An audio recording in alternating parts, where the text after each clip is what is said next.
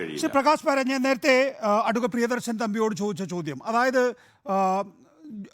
Judicial ഉദ്യോഗസ്ഥർ, കോടതി ഉദ്യോഗസ്ഥർ, അവർ പ്രതിഭാഗവുമായി ഈ പറയുന്ന മെമ്മറി കാർഡ് ചോർത്തി നൽകിയോ അല്ലെങ്കിൽ അവർക്ക് ഉപകാരപ്പെടുന്ന രീതിയിൽ ടാമ്പർ ചെയ്തോ ഒത്തുകളിച്ചോ എന്നുള്ളത് അന്വേഷിക്കപ്പെടേണ്ട വിഷയമല്ലേ എന്ന് ചോദിക്കാൻ ഞാൻ എന്തായാലും ധൈര്യം കാണിക്കുകയാണ്. എനിക്ക് അതുകൊണ്ടുണ്ടാകുന്ന പ്രത്യാഘാതമൊക്കെ ഉണ്ടായിക്കോട്ടെ. ഒന്ന്.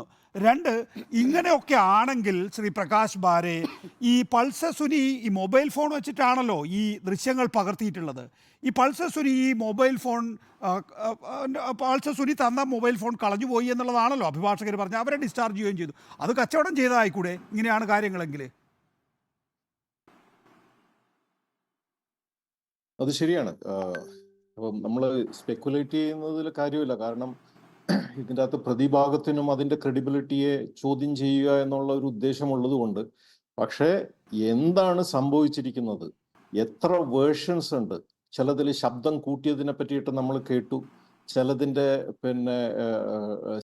ഫോമിൽ അവർ വെച്ചിട്ടുണ്ടെന്ന് കേട്ടു.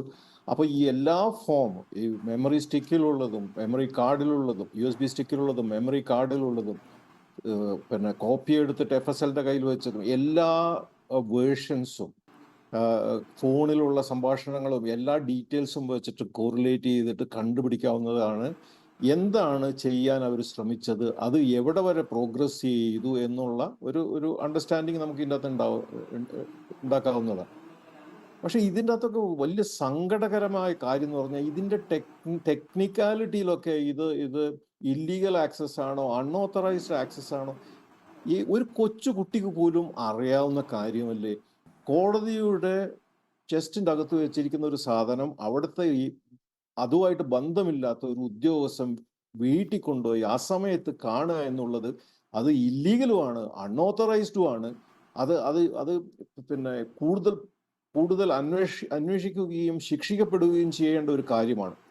മുൻ ജസ്റ്റിസ് കെമാൽ പാഷയൊക്കെ ഞാൻ സംസാരിച്ചതിൻ്റെ അത്രയെങ്കിലും ആർജവം അവരൊക്കെ എന്ന് പറഞ്ഞാൽ കോടതിയുടെ അകത്തുള്ള ആൾക്കാരാണ്, ഇതുപോലെ ഒരുപാട് കേസ് കണ്ടിട്ടുള്ള ആൾക്കാരാണ്.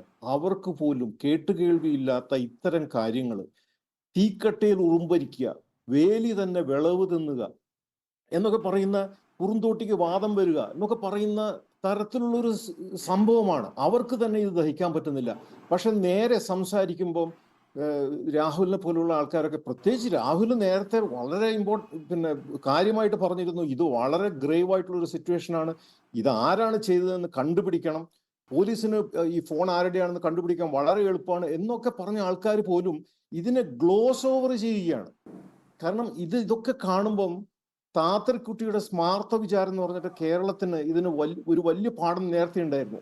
അതുപോലെയുള്ള ഒരു ഫീലാണ് ഇവിടെ കിട്ടുന്നത്. അല്ലെങ്കിൽ തന്നെ സ്ത്രീകളെ അത് സാധനം എന്നൊക്കെ പറഞ്ഞിട്ട് അവർക്കൊരു മനുഷ്യന്റെ വില ഈക്വലായിട്ട് കാണുന്ന, ഒരു മനുഷ്യൻ എന്നുള്ള വില പോലും കൽപ്പിക്കാത്ത ഒരു സമൂഹമായിട്ട് നമ്മൾ മാറിക്കൊണ്ടിരിക്കുകയാണ്.